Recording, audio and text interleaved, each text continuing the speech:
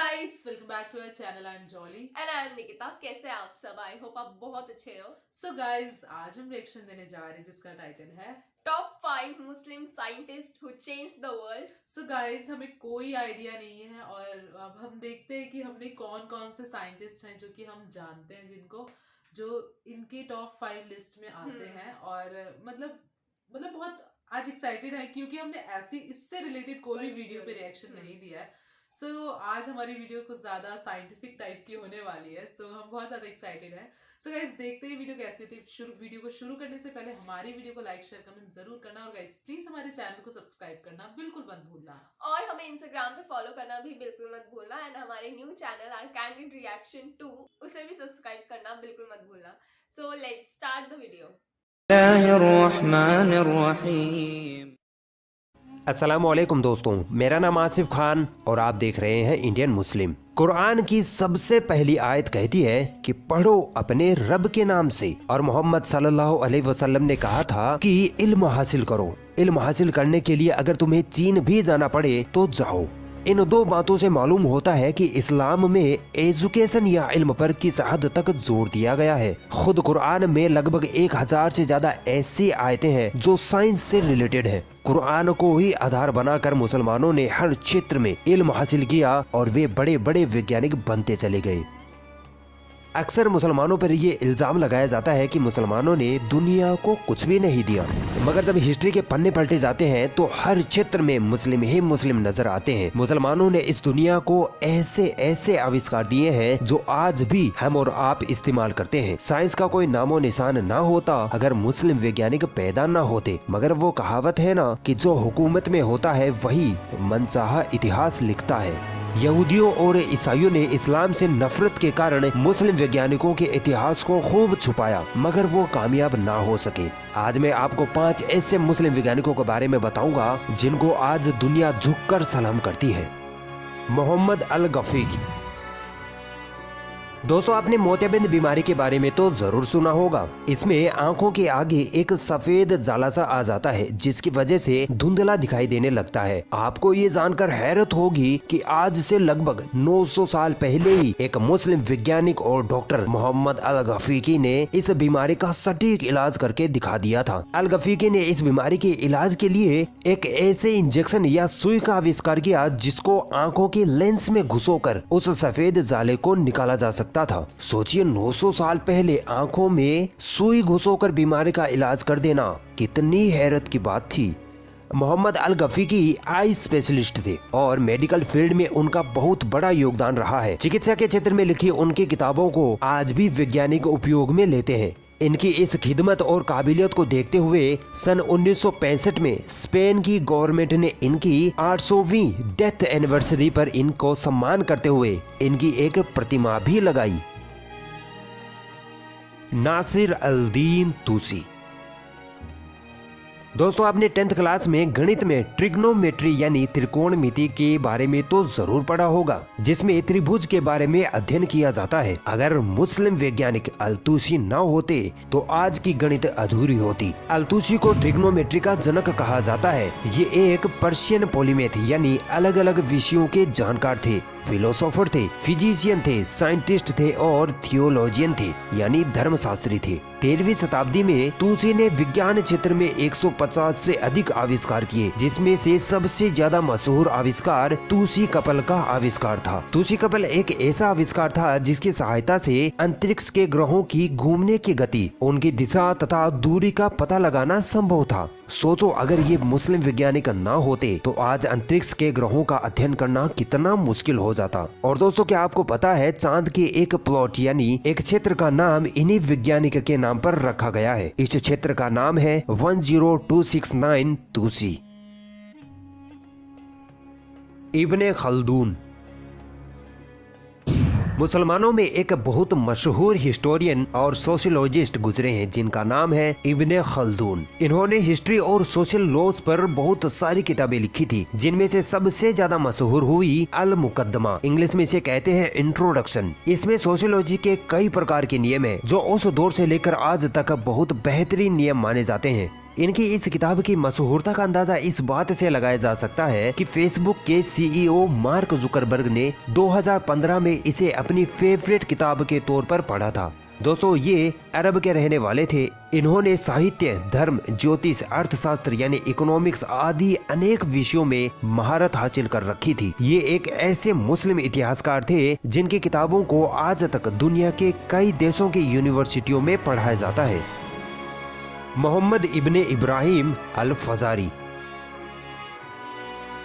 दोस्तों, ये वो वैज्ञानिक थे जिन्होंने फिलोसॉफी, मैथ और एस्ट्रोनॉमी में महारत हासिल कर रखी थी। इन्होंने अंतरिक्ष पर खूब रिसर्च की थी और एक डिवाइस भी बनाई जिसे एस्ट्रोलोब कहते हैं। इस मशीन की मदद से दिशा का सटीक अंदाजा लगाया जा सकता था। तारों की स्थितियों के बारे में पता लगाया जा सकता था कि कौन सा तारा कब और कहां होता है और कुछ समय बाद उस तारे की स्थिति क्या होगी। इस एस्ट्रोलोब की खास विशेषता ये थी कि इसके द्वारा काबे की दिशा को फाइंड आउट किया जा सकता था। एस्ट्रोलोब उस वक्त का एक कंप्यूटर माना जाता था और इसी एस्ट्रोलोब डिवाइस की मदद से आज वैज्ञानिकों ने दिशा का पता लगाने वाली मशीन कंपास का आविष्कार किया है। दोस्तों, आज से लगभग 1000 साल पहले ही इन्होंने घड़ी का आविष्कार कर दिखाया था। बस वो घड़ी आज की घड़ियों से काफी बड़ी हुआ करती थी। इसे एलिफेंट क्लॉक कहा जाता था। इसके द्वारा रात के समय का पता लगाया जा सकता था कि रात का कितना समय गुजर चुका है और कितना अभी बाकी है। दिन का समय तो सूरज को देखकर पता लगाया जा सकता है कि अभी कितनी दोपहर बाकी है, कितनी देर बाद शाम हो जाएगी। मगर रात का क्या पता लगाया जाए? 11 बजे है या 1 बजे है, क्या फर्क पता लगेगा? मगर 1000 साल पहले ही इस मुस्लिम वैज्ञानिक ने ये डिवाइस बनाकर इस कारनामे को अंजाम दे दिया था। जाबिर बिन हय्यान। अगर किसी सभ्यता या किसी इंसान की उपलब्धियों को गुमनाम करना होता है तो उसका नाम बदल दिया जाता है। ऐसा ही मुस्लिम साइंटिस्ट जाबिर बिन हय्यान के साथ हुआ। अंग्रेजों ने जाबिर बिन हय्यान का नाम बदलकर गेबर कर दिया, जिसकी वजह से सदियों तक ये बात ओझल रही कि गेबर यानी जाबिर बिन हय्यान एक मुस्लिम साइंटिस्ट थे। जाबिर इब्न हय्यान कोई मामूली साइंटिस्ट न थे। इनको chemistry, astronomy, astrology, medicine and pharmacy, philosophy, physics वगैरह का जबरदस्त इल्म था। आप ये सुनकर हैरान रह जाओगे कि आज हम जो विज्ञान वर्ग में केमिस्ट्री पढ़ते हैं वो इन्हीं की देन है। इनको केमिस्ट्री का जनक, फादर ऑफ केमिस्ट्री कहा जाता है। जाबिर इब्न हय्यान ने कई प्रकार के केमिकल्स का आविष्कार किया, यहाँ तक कि तेजाब का आविष्कार भी इन्होंने ही किया था।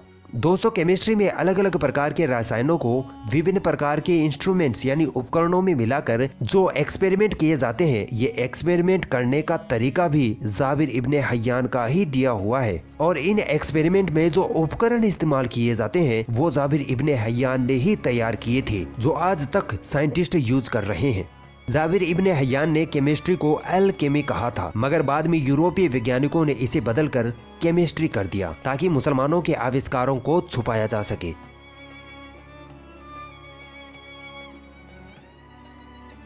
अगर ये वीडियो आपको पसंद आई तो इस वीडियो को लाइक जरूर करें और भी ऐसी इंटरेस्टिंग वीडियोस देखने के लिए हमारा चैनल सब्सक्राइब जरूर करें और इस घंटे को भी दबाएं ताकि जब भी हम कोई नई वीडियो डालें तो उसका नोटिफिकेशन आप तक सबसे पहले पहुंच जाए।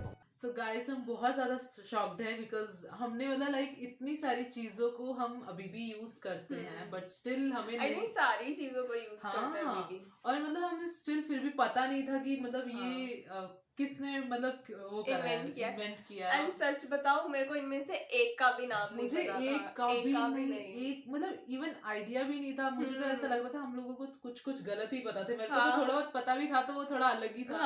पता नहीं, अभी हम शॉक्ड हैं बहुत ज्यादा क्योंकि लाइक जो मुझे सबसे ज्यादा लगा था कि जो फादर ऑफ केमिस्ट्री, जो लास्ट वाले थे, हाँ, जो मतलब सीरियसली मतलब नहीं सोचा था उन्होंने केमिस्ट्री, फिजिक्स, मतलब बहुत सारे सब्जेक्ट्स में। एंड उनका नाम भी कुछ और था केमिस्ट्री का, पहले अल्केमिस्ट करके कुछ था, फिर चेंज कर दिया था समथिंग, क्यों, हाँ, जो भी था। बट हम लोग इतना ज्यादा शॉक थे। और साथ में जो कंपास वाले थे, मतलब जिसने मतलब कंपास अब बना है उससे मतलब लाइक कितना 1000 ईयर था, कितना था समथिंग ऐसे ही था। इतने साल पहले ही मतलब उन्होंने इन्वेंट किया था। एंड डायरेक्शन का उससे पता, मतलब बहुत सारी चीजें। एंड जो एक और चीज थी ट्रिग्नोमेट्री, मैथ्स में तो हर किसी ने ट्रिग्नोमेट्री का यूज किया होगा, कोई नहीं होगा जिसने यूज नहीं किया होगा। ये तो बेसिक में ही मतलब 9th 10th में तो सभी पढ़ते हैं। तो मतलब वो भी हमने भी जब पढ़ा था हमें कोई आइडिया हाँ, नहीं था कि ये किसने